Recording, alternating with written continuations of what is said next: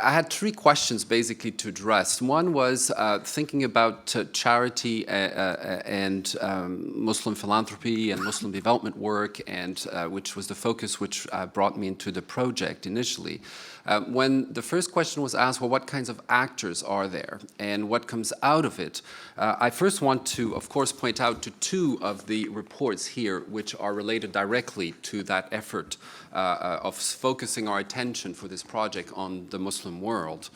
And of course, I could say that there is no equivalent to the Christian world or the Hindu world or the Buddhist world, so in and of itself, sort of that might be part of my last suggestion in terms of next steps, that maybe a comparative sort of analysis at that level might be interesting eventually.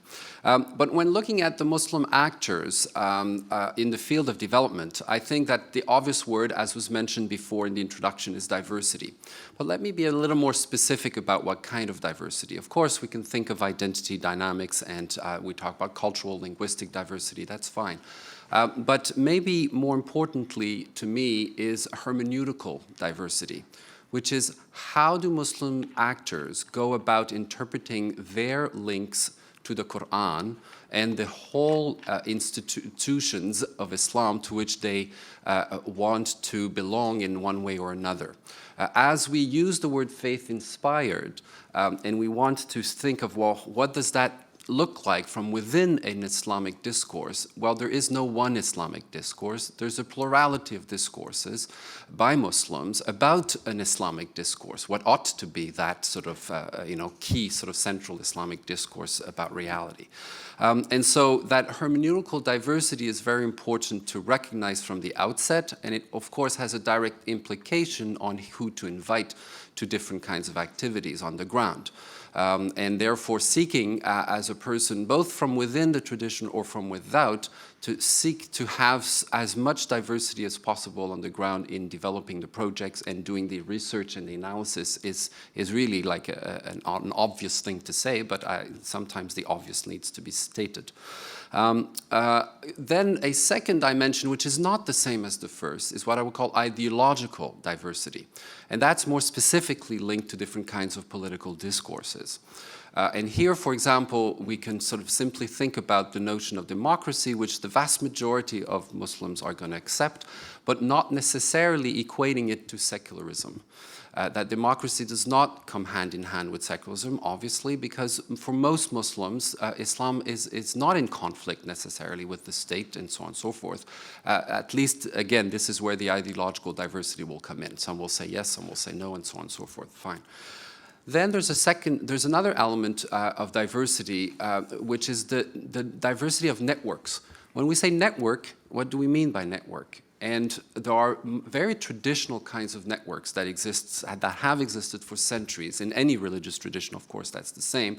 And when we don't sort of know enough about the history of how a religious tradition has self-organized and developed over time, we may be missing out on some of these kinds of networks, which are not the obvious ones to match our Western history, in particular in terms of institutions linked to nation state. And here I'm going to sort of focus on one kind of network which would be called sort of the mystical orders of the tariqas, and the way in which they are transnational, the way they are very old.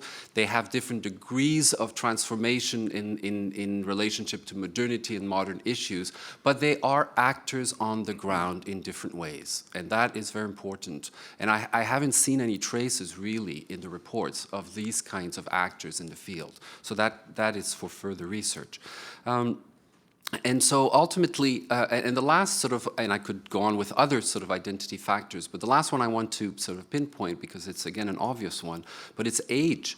Is the age generational differences.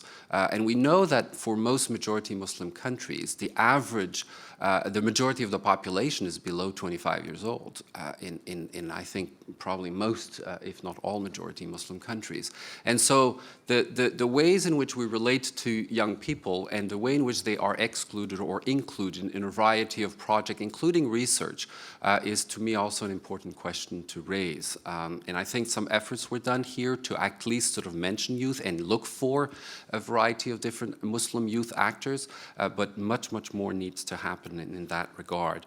And clearly, I think the example of the Arab Spring, with its leaderless or formless kind of youth impact in society for calling for, democracy and so on and so forth, is a clear example of the way in which that single identity marker of age, I think, is an important one to raise and to be conscious about and take into consideration seriously as it develops and impacts. And here the impact is also on how Muslim youth end up sort of having an impact internationally on other young folks worldwide. The second question that I was asked to talk about is, well, what are some of the strengths and what are some of the weaknesses of the project, and from, of course, my specific angle on the question of the Muslim world.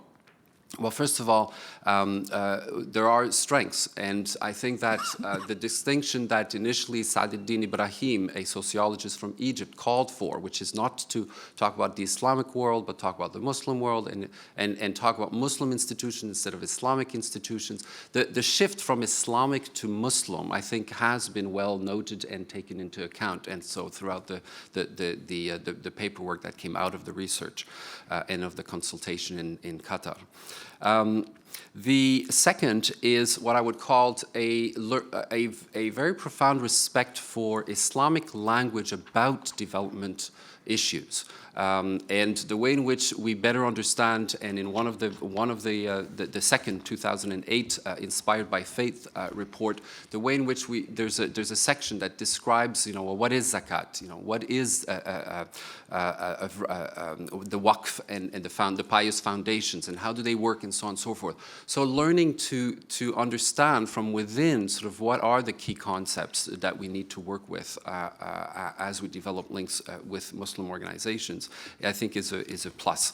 A third one is the broad geographical spread. I think the examples that were done dealt with not only state, i.e. majority Muslim state institutions, but also local NGOs, and so as well as transnational ones. And so there was a broad geographical and sociological or category kind of approach to doing that.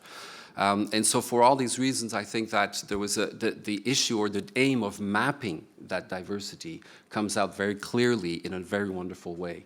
It's a very, very good beginning.